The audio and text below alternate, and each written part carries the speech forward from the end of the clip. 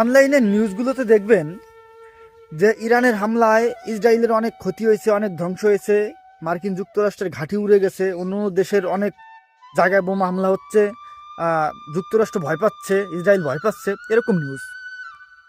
এখন আপনাদের কি মনে হয় যে ইরান এতটা শক্তিশালী যে মার্কিন যুক্তরাষ্ট্র ইসরায়েল দুটো দেশ একসাথে মিলে তার সাথে পারছে না? এর ভিতরে কিন্তু রাজনীতি লুকিয়ে রয়েছে, বুঝতে পারছেন না? 100% রাজনীতি লুকিয়ে রয়েছে। আমেরিকাকে এতটা বোকা ভাবলে চলবে না। ওটা আমেরিকা, পৃথিবীর নাম্বার 1 শক্তিশালী দেশ। তাহলে এই নিউজগুলো কেন ছড়াচ্ছে যে ইরান জিতে যাচ্ছে, ইরানের হামলায় তারা কুপকাত? এই নিউজগুলো কেন হচ্ছে?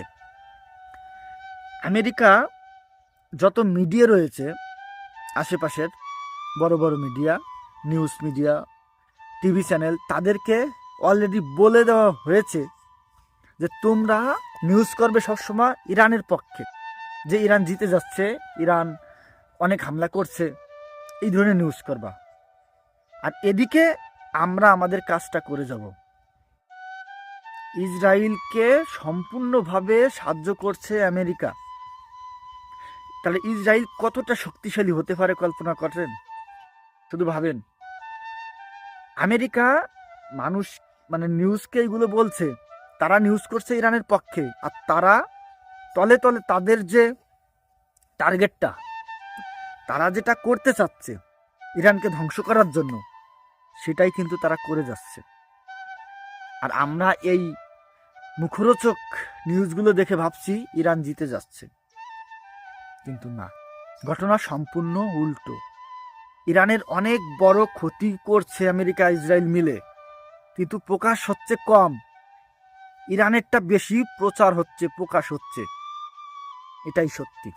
আমি কোনো এই যে মানে বোদ্ধা না, এই আলোচক বিষয় না, বাট আমার মনে হচ্ছে কেন জানি এরকম কোনো একটা ঘটনা ঘটতেছে ইরানের সাথে। আমি ভাই যুদ্ধ পছন্দ করি না, কারণ যুদ্ধ মানেই ধ্বংস, যুদ্ধ মানেই পৃথিবীটা পুরো অশান্তিতে পরিণত হয়ে যাবে। এই যে কত মানুষ, লাখ লাখ মানুষ মরে যাবে, এরপরে কত ধ্বংস হয়ে যাচ্ছে, পৃথিবীটা আরও পিছিয়ে যাবে অত বছর। মানুষ হয়ে যদি মানুষের মৃত্যুতে প্রাণ না কাঁদে, তাহলে আমি কিসের মানুষ? কোথায় আমার মানবতা থাকলো? তাই এটা আমি চাই না। আর আমরা যে নিউজগুলো দেখি বেশিরভাগ, এগুলো আসলে অনেকটাই ভুল, অনেকটাই মিথ্যা।